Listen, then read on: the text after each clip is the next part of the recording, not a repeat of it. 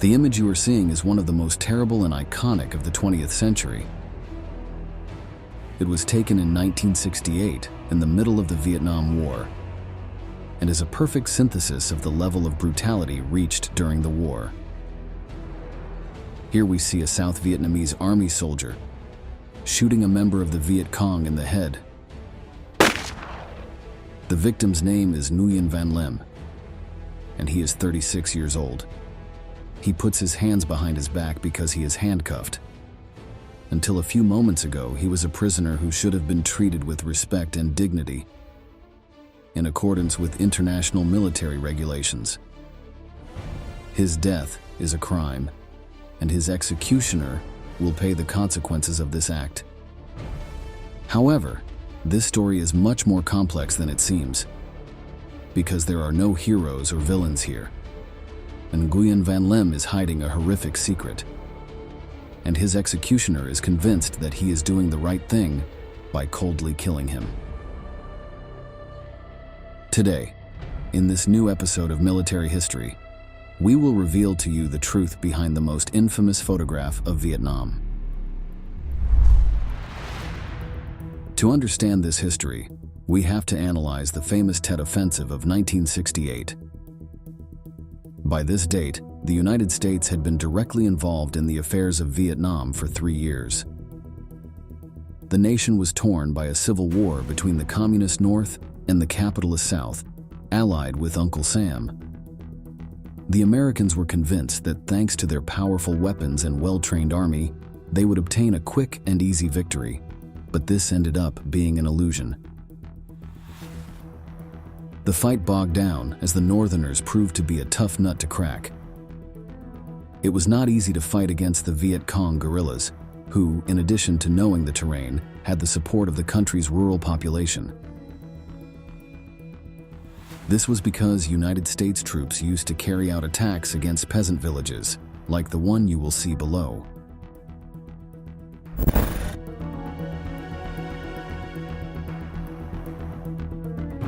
This is what the war in Vietnam is all about.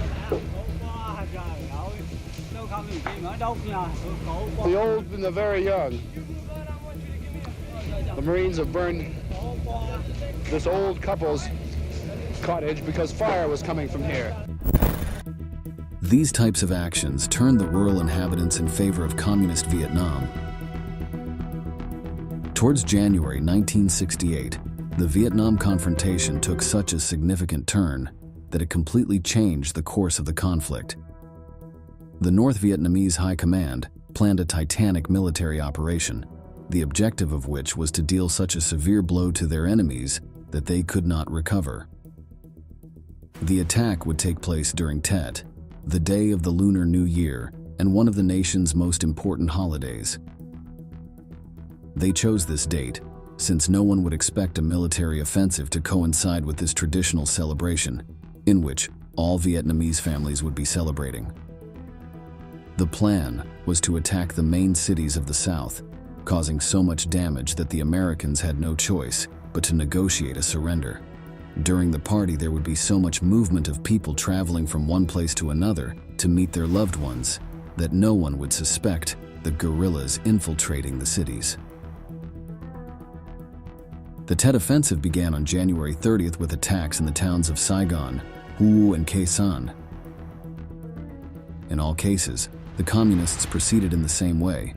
They went through the streets dressed as civilians, hiding heavy weapons under their clothes. They were heading to government buildings, which were a symbol of South Vietnamese power and authority.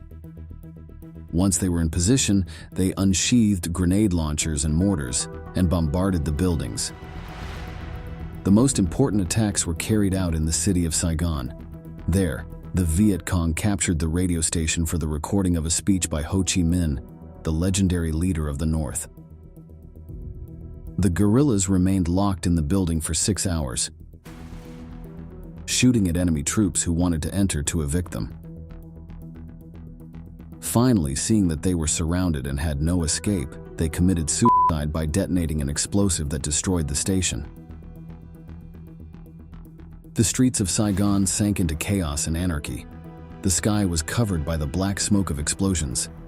the sidewalks overflowed with dead and wounded, and the air became saturated with the thunderous noise of screams and gunfire. Citizens couldn't believe what was happening. Let's listen to the testimony of a survivor of the attack. It came as a total shock because we always thought Saigon was safe. The safest place in all of South Vietnam. The South Vietnamese government mobilized its troops along the streets. They advanced in their armored vehicles, with rifles on their shoulders, ready to open fire on any suspect. One of the many soldiers who fought against the Viet Cong on that day was Nguyen Ngoc Loan, the same one who appears in the photo executing the prisoner. In a matter of hours, this man would become one of the most famous murderers in history. Let's know Loan's history, since he was one of the key men of the Southern Armed Forces. He was born in December 1930 into a middle-class family, and in his youth he studied to be a pharmacist. However, the turbulent political situation in his country, which was embroiled in a civil war, led him to enlist in the aeronautics, where he became an airplane pilot. In the conflict that tore Vietnam apart, Loan always fought for the pro-capitalist side. In fact, part of his training was done in the United States, where he also learned to speak English fluently. In the 1960s, he rose through the military ranks until he reached the rank of general. It is important to note that he was a personal friend of the Prime Minister of the South, which allowed him not only to acquire enormous influence in the army, but also to control the police and the internal spy service. Starting in 1965, when the Americans became directly involved in the war, sending troops to fight communism, Loan was displeased. On the one hand, he was convinced that the Viet Cong had to be exterminated. On the other hand, he felt disgust towards Uncle Sam, and he did not like to see his troops roaming freely around the country, behaving as if they owned Vietnam. He also distrusted the CIA and believed in being cautious and keeping the Americans under strict surveillance. American President Lyndon B. Johnson detested Loan and saw him as a nuisance that prevented his troops from acting effectively. He pressured the South Vietnamese government to be removed from office, but the Asian country's prime minister refused to get rid of him. In the hours that followed the Tet Offensive, Loan was one of those patrolling the streets of Saigon, defending the city from aggressors. It was then that his soldiers announced to him that they had captured Nguyen Van Lem, the same one who, within a few minutes, would become the victim in the photograph. But before continuing, let's know the story of this man, since it is as interesting as that of his murderer. He was born in 1932, and his life was exactly the opposite of that of his future executioner. As a young man, he joined the Vietnam National Liberation Front, as he longed to see his country free from the clutches of Western powers. He was convinced that Ho Chi Minh's communist ideas were what would save the nation, so he joined the Viet Cong. Lem was no mere idealist, but was a man of action, who was willing to kill or die for the cause. For this reason, he joined the Tet Offensive, even knowing that it was a risky maneuver and that it was very likely that all the members of the operation would end up arrested or killed in combat. On January 30th, 1968, when the attack on Saigon began, the guerrilla went to a military barracks with his comrades to steal the tanks.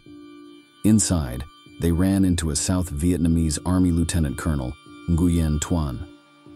The officer was celebrating the party with his wife, his 6 children, and his 80-year-old mother. The Viet Cong demanded that he teach them how to handle tanks, but the colonel refused.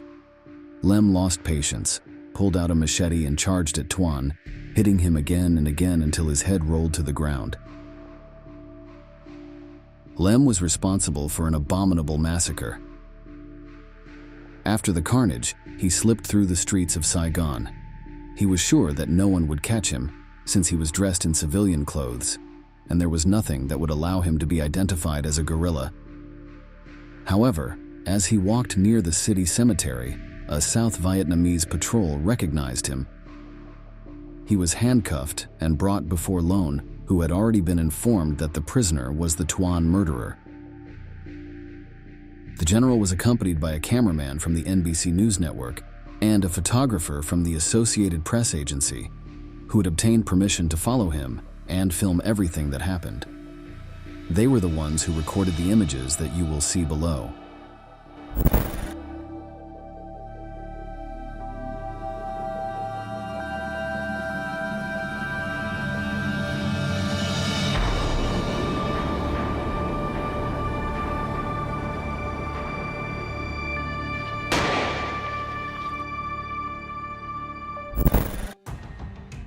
The execution left those present paralyzed.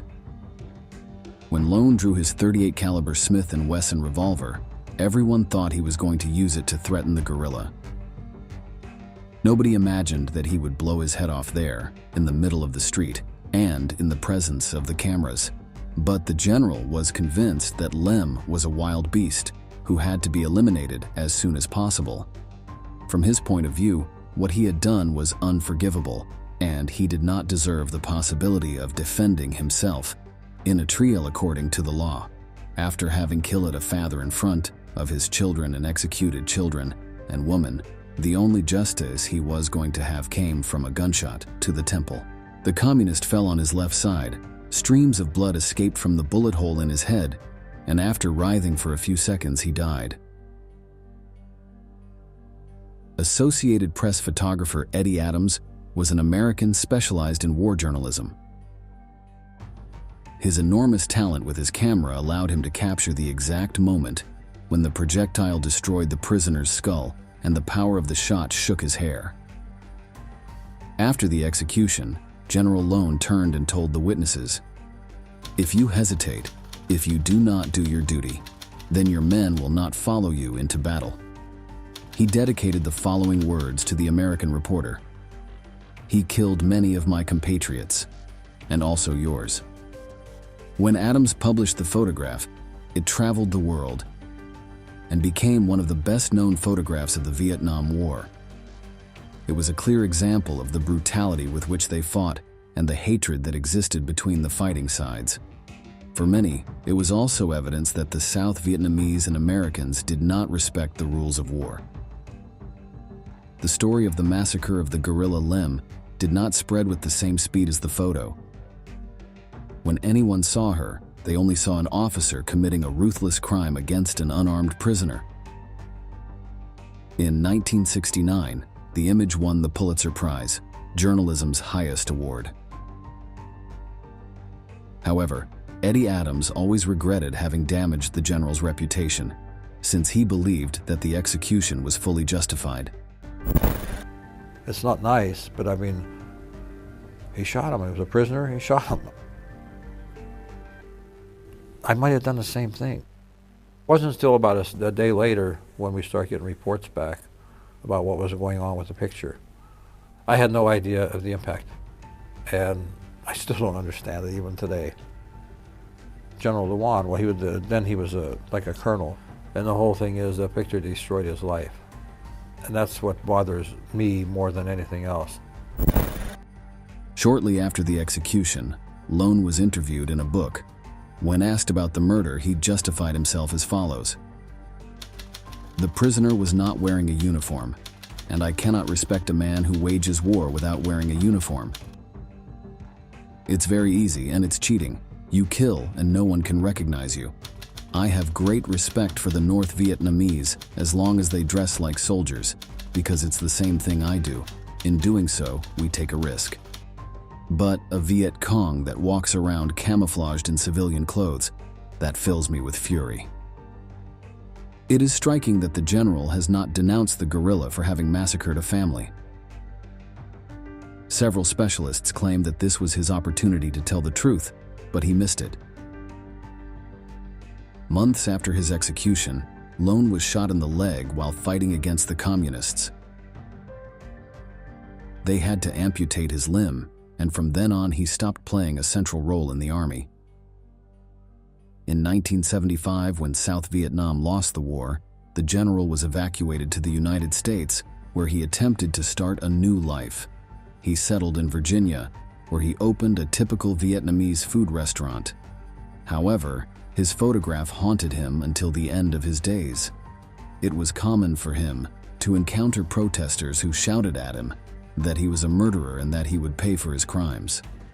Some representatives of the American Congress attempted to deport him to Vietnam to stand trial, but the initiative was unsuccessful. In 1991, he had to close his business because, due to his terrible reputation, he had almost no clients. In 1998, when he was 67 years old, he died of cancer. Today, Lone is remembered as a controversial figure.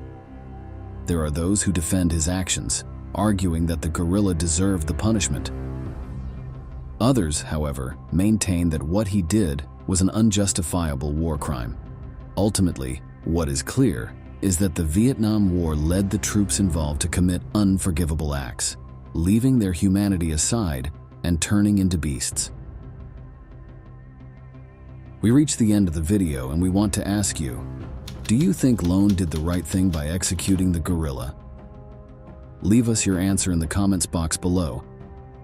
And don't forget to subscribe to our channel to learn about many more military events that left their mark on history.